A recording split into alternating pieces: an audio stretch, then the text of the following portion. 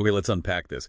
We're definitely living in an age of just constant consumption, aren't we? Oh, absolutely. It feels like everywhere you look online, there's another chance to buy something. Yeah, digital platforms, social media, e-commerce, they've kind of created this relentless cycle. And the scale is huge. Our sources mentioned the influencer market hitting, what, $16.4 billion in 2022? Just staggering. It is, and those algorithms, Yeah.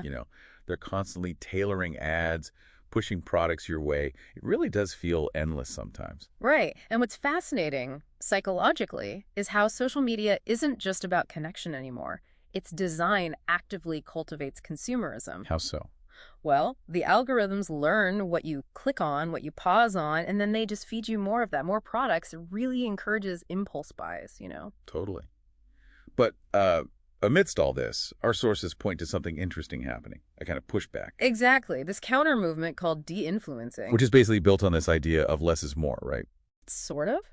But it also raises a big question, doesn't it? Is de-influencing a real shift, a genuine critique, or maybe just another angle within the same system? Okay, so that's our mission for this deep dive then.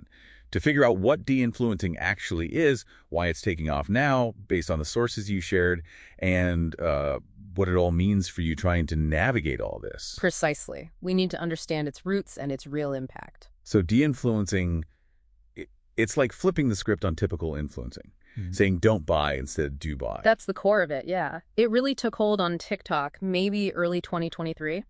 Creators started actively telling followers not to buy certain hyped-up products. Interesting. So instead of haul videos showing off purchases. You get anti-hauls. Oh, People showing what they regret buying or what they won't buy and why. They give really honest, sometimes brutal reviews. They point out flaws, question the marketing hype. It's about promoting critical thinking. and the sources mentioned a specific moment that really seemed to pour fuel on the fire. MascaraGate. Oh, definitely. That was a key example the sources highlighted. Remember beauty influencer Michaela Nogueira? She was accused of wearing false lashes in a mascara review video. Right, I remember that blew up. It really did. The source said it threw gasoline on the nascent de-influencing fire.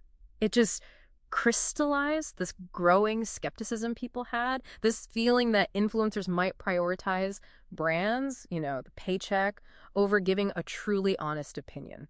So that lack of authenticity or the perception of it is a huge driver here. Absolutely. After years of super polished, often sponsored content, people are just craving real, unfiltered takes. Makes sense. So when a de-influencer comes out and says, look, this product isn't worth it, or save your money, they seem more trustworthy, like they're looking out for your interests, your wallet. And it's not just about being tired of ads, is it?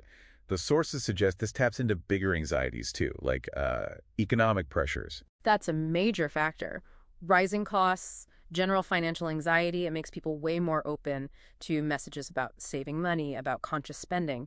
De-influencing often directly challenges the value of expensive, trendy items. Yeah, do you really need that? Exactly. And then there's the environmental angle. Ah, right. The whole fast fashion problem, the waste.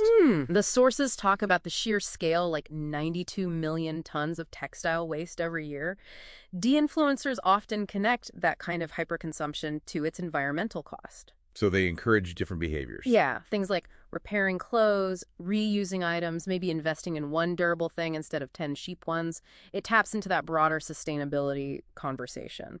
Okay, so it sounds like de-influencing really comes from this place of consumer fatigue.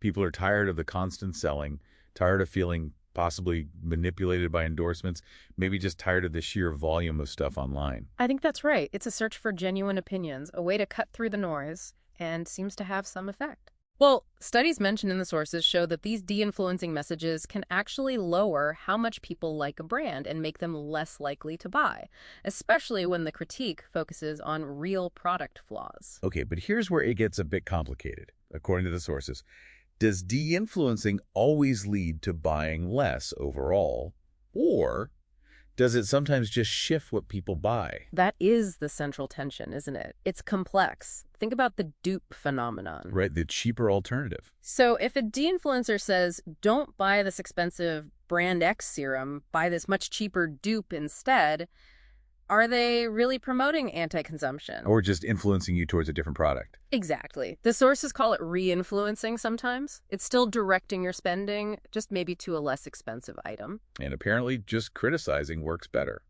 The sources mentioned research showing that de-influencing videos just highlighting flaws without suggesting an alternative actually hurt the original brand's reputation more. Which suggests the core critique itself, that call for critical thinking, might be the most powerful part, not necessarily just swapping one product for another. So this whole back and forth playing out online, the critiques, the counter critiques, it actually shows something fundamental, doesn't it? That you, the consumer, are getting savvier. Definitely. You're demanding more honesty, more value than just hype.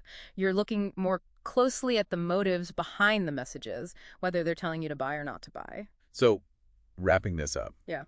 what's the big takeaway? If consumers are becoming more skeptical, if they're demanding this level of authenticity and critical review, does this less is more vibe from de-influencing mean it's more than just a TikTok trend? Could it actually, fundamentally change how all marketing works down the line? That's the provocative question, isn't it? Yeah. Something for you to think about next time you're scrolling. Is this skepticism here to stay? And what does that mean for everything we see promoted online?